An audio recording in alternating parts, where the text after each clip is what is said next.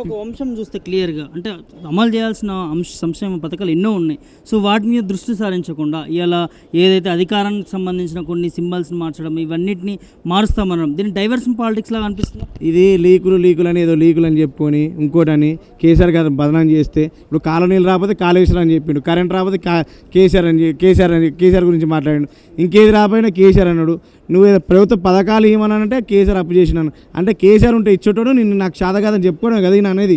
కేసీఆర్ ఇచ్చిన అన్ని రోజులు ఇచ్చినప్పుడు ఆ తోవ వేసినప్పుడు ఆ తోవ మీద నడువురు అని అంటే నేను తోవ నడవను ఉన్న రోడ్డు బీకేస్తా, అది కేసీఆర్ శంకుస్థాపన చేసిన రోడ్డు అని అంటే ప్రజల కోసం ఉపయోగపడే ప్రతి పనిని కొనసాగించాలి. అప్పుడే ఈ రాష్ట్రం బాగుంటుంది, ఈ ప్రాంతంలో ప్రజలు బాగుంటారు. కానీ నా అవసరాల కోసం నేను ఏది పడితే అది చేస్తా అంటే ఇప్పుడు బార్కెట్లో ముచ్చట్టున్నట్టే ఉంటుంది. రైట్. బారికేట్లకు సంబంధించి ఇవాళ ఏదైతే క్యాండిల్ ర్యాలీ ఉందో దానికి సంబంధించి ఏ విధంగా ఉండబోతుంది? ఒక అమరుల స్తూపం దగ్గర 10 సంవత్సరాల తెలంగాణ సాధించుకున్న సందర్భంగా గతంలో ఈ రాష్ట్ర ముఖ్యమంత్రిగా వివరించిన కేసీఆర్ గారు ఘనంగా చేయించడం జరిగింది కార్యక్రమం. కానీ ఇప్పుడున్న ముఖ్యమంత్రి కనీసం ఒక వారం రోజులు కానీ ఎక్కువ రోజులు కానీ చేయించి జనాన్ని సమీకృతం చేయలేక శాతకాంతరం అయిపోయింది. ఈ రాష్ట్రం కాంగ్రెస్ నాయకుల బందీలో ఉంది. కాబట్టి ఈ విముక్తి కలగాలన్నా ఇప్పుడు అమరవీరులని అంటే మనమే చూస్తున్నాం, చంపినోడే శ్రద్ధాంజలి కట్టించినట్టు సంతాప సభలు పెట్టినట్టు ఈ రాష్ట్రంలో అమరవీరులకి దండేసి హక్కు ఈ కాంగ్రెస్ నాయకులు లేదు. గతంలో 69 ఉద్యమంలో 360 మంది కాల్చి చంపింది ఇదే కాంగ్రెస్ ప్రభుత్వం. ఇలా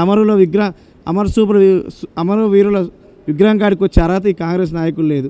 దయచేసి 10 ఏళ్ల ఉద్యమానికి సంఘీభావంగా జరుగుతున్న ఈ ర్యాలీలో హైదరాబాద్ ప్రాంతంలో కానీ చుట్టుపక్కల ఉన్న ప్రాంతం నుంచి కూడా వేలాది మంది తరలి వస్తారు. దానికి ఈ కార్యక్రమాన్ని విజయవంతం చేసుకుంటాం. అమరవీరులకి ఘనమైన నివాళి అర్పించిందంటే బీఆర్ఎస్ పార్టీ.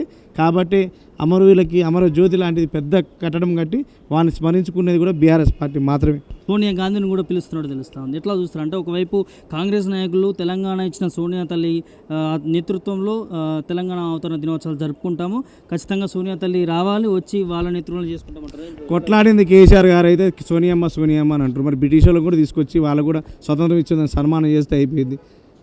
అంతే కదా, మీరన్న వాళ్ళు ఇచ్చిన వ్యాఖ్యలతో అంతే కదా.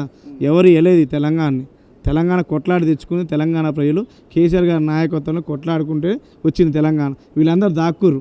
ఈ ఓటు నోటు దొంగ రైఫిల్ రెడ్డి ఆ రోజు ఏ పార్టీలో ఉండి ఏ ధర్నాలో పాల్గొండు, ఏ విషయం గురించి మాట్లాడిండు. కానీ తెలంగాణ ప్రజలంతా కూడా బీఆర్ఎస్ పార్టీ మాత్రం కొట్లాడింది. రాజకీయ అంశాలు వేరే ఉండొచ్చు, గెలుపోవడంలో ఉండొచ్చు. గెలవడం కోసం ముఖ్యమంత్రి పదవి కోసం అయితే టీఆర్ఎస్ పార్టీ ఎప్పుడు ప్రయత్నించలేదు. తెలంగాణ కోసం కొట్లాడింది. రాజీనామాతో తృణప్రాయంగా పదవి వదిలేసి కొట్లాడింది బీఆర్ఎస్ పార్టీ. ఈ 10 ఏళ్ల బీఆర్ఎస్ పార్టీ వచ్చినాక అధికారంలో దేశంలోనే నెంబర్ 1గా అది ఒడ్లు పండించడంలో గాను రాష్ట్ర అభివృద్ధిలో కూడా నెంబర్ 1 భాగస్వామ్యం కల్పించింది. కానీ ఈ ప్రయాణాన్ని తిరోగమనం పట్టిస్తూ ఈ రాష్ట్రాన్ని వెనక ప్రయాణించేలాగా చేస్తున్న ఈ కాంగ్రెస్ ప్రభుత్వం దయచేసి తగిన బుద్ధి చెప్పే రోజు దగ్గరలో ఉన్నాయి. ఇట్లే చేసుకుంటా ఒంటెద్దుడు పోగడపోయి నా ఇష్టం వచ్చినట్టు చేస్తా, ఇది నీ ఇంట్లో ఆట కాదు, నీ మనవడి పెళ్లి కాదు, నీ మనవడి బారసాల కాదు.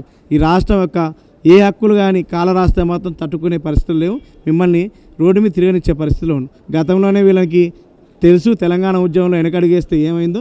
రేపు తెలంగాణ విషయంలో కూడా అభివృద్ధి విషయంలో అడ్డుపడితే మాత్రం బదనాం చేసి ఏదో చేయాలనుకుంటే మాత్రం ఈ రాష్ట్రాన్ని తాకట్టు పెట్టే విషయంలో రేపు వాళ్ళ నాయకుడు కానీ కాంగ్రెస్ ప్రభుత్వం కానీ ముందుకు పోతే ఊకునే ముచ్చటే లేదు.